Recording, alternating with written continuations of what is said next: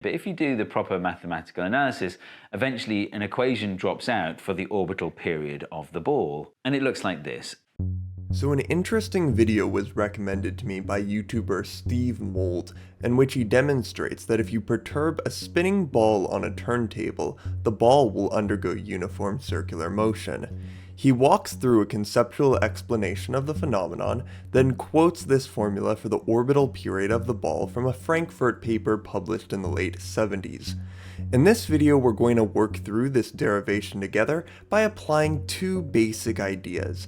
First, the only net force on the ball is the friction between it and the turntable, so this friction simultaneously provides a net torque on the ball and a centripetal force to create its orbit.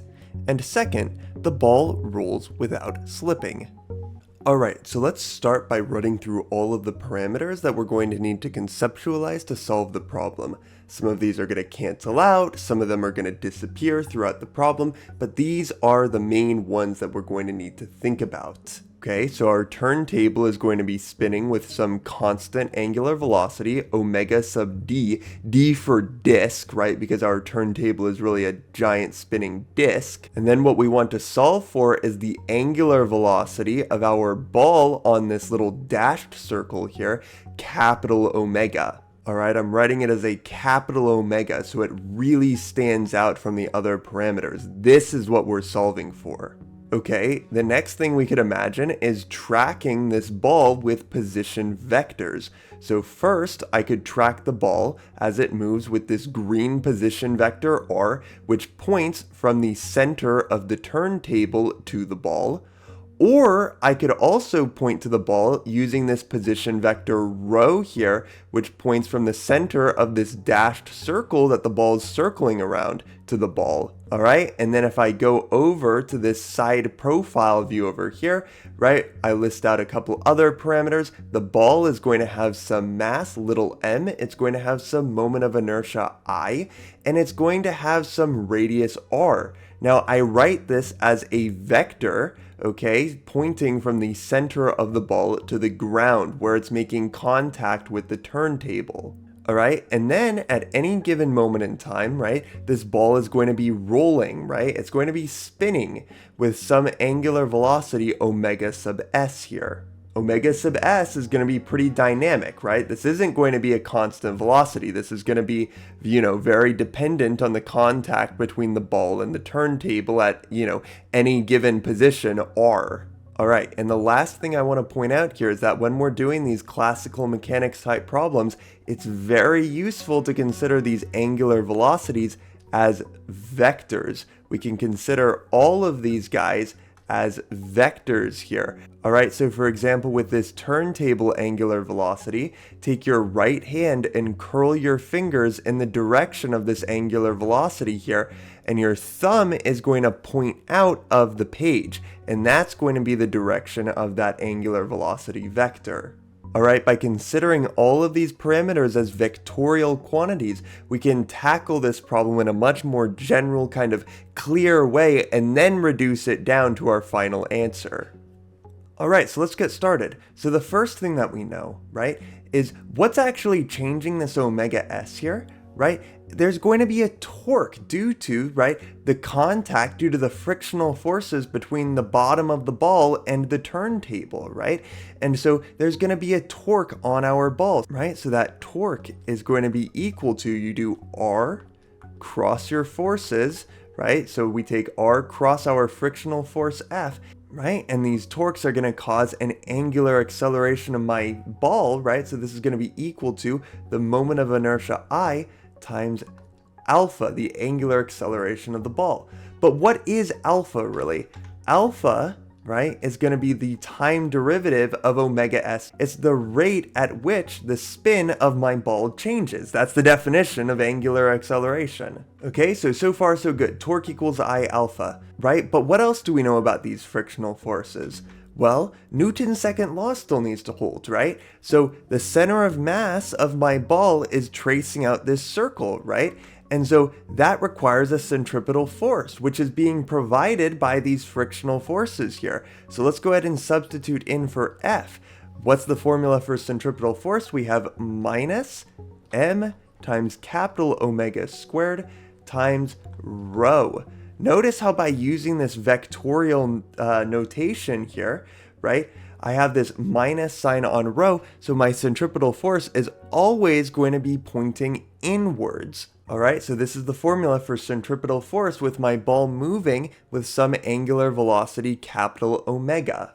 So let me go ahead and isolate omega s dot. So I'm going to divide through by I, and I'm going to have omega s dot is equal to minus r cross m omega squared rho divided by I. And I'm going to go ahead and box this first result up. All right, great. So we have this first result here, but the problem is I don't really know anything about omega s dot. Or do I, right? Because really we know there's another key condition in here. Our ball is going to be rolling without slipping. All right, so the ball rolls without slipping. What does that mean? Well, if I put a point here at the bottom of the ball, that means that there's no relative motion between this bottom point and the motion of the turntable at that point. There's no relative motion between the two. All right, so at the bottom of the ball, there's going to be two contributions to its motion, right? The first is going to be due to the actual spinning of the ball, right? So if I take the cross product, omega s cross r, that's going to give me, that tangent velocity at the bottom of the ball, right? But then there's a second contribution to the motion of this point here, and that's due to the actual net motion of the ball as it traverses in the circle, right? So if we're pointing it, with a position vector r, I'm going to take this, I'm going to add plus r dot, right? That's going to be the velocity of our ball as it moves in the circle.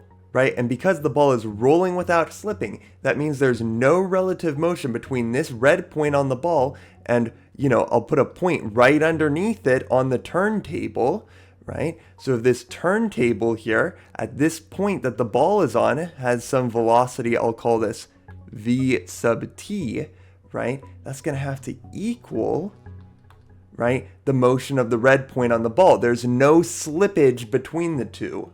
So those motions are going to be equal. All right, but of course, what's v sub t here, right? Well, we can get that using, the angular velocity of our turntable. So we take omega sub d cross our position r, and that's going to tell us the velocity of the turntable at that point. And always, always, always make sure you're recognizing that this cross product here with this omega sub d, which is going to point out of the page, you take it, you cross it with this r vector here, and that's going to give you this v sub t direction here.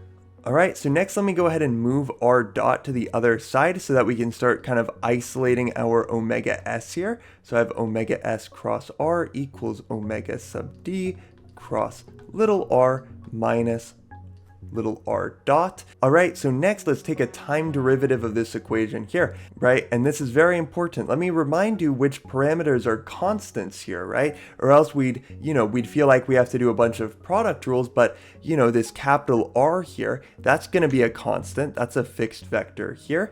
And of course, this omega d here, right? The rotation of the turntable, that's going to be a constant also. So really when we take our derivative, we're just going to have omega s dot cross r equals omega d cross r dot minus r double dot, right? And of course, r dot and r double dot, these are the velocity and acceleration of the ball. We should know those, right? At least up to, this parameter capital omega here, because our ball is just going in this circle of radius rho. So r dot, right, is going to be capital omega cross rho. As always, make sure that when you take this cross product omega cross rho here, that indeed, right, using the right hand rule, is going to give you a velocity tangent to this gray circle here. And of course, the formula for centripetal acceleration, we know that's going to be equal to minus capital omega squared times rho. Alright, so now we've applied our rolling without slip condition, and we've applied our torque analysis here, and so now we should be able to put those together and solve the problem, right? Which is really, right, we're just going to be plugging in for this omega s dot here. Okay, so I'm plugging straight in for omega s dot. Alright, and now look at where we're at. We have a bunch of constants in this equation, and our capital omega, which is what we want to solve for. So we're right there, but first we need to work out these cross products. That's what's stopping us from isolating capital omega. The good news is all of these vectors that we have here, they're all going to be perpendicular to each other, right? So for example, r and rho, right? Our capital R vector is going to be, pointing perpendicular to the turntable coming out of the page at us, versus this rho is going to be on the surface of the turntable. So those are going to be orthogonal. So because we have all these perpendicular vectors, the cross products are going to be pretty simple. But you're still going to have to verify the directions using the right-hand rule for cross products. Okay, I'm not going to do that 4 times here. I'm just going to go ahead and write out the result. Okay, and so doing those cross products carefully, we get this result here. Remember, because all of these vectors are orthogonal to each other, these basically look like simple multiplications, right? But then you have to take into account direction. We ultimately are going to see everything's going to be pointing in the positive or negative rho directions. Alright, and so I went ahead and wrote everything out one last time, just to really emphasize now that, these factors in the brackets here, multiplying the row vectors, these, are going to be equal to each other, right? And so now we can just get a simple equation here. I have minus m omega squared r squared over I is equal to minus omega sub d, capital omega plus omega squared. I can go through, divide by omega. Let me go ahead and move the capital omega terms together. I have capital omega plus mr squared over I times capital omega equals little omega sub d. Alright, and now we can isolate capital omega is going to be equal to little omega sub d over 1 plus mr squared over I.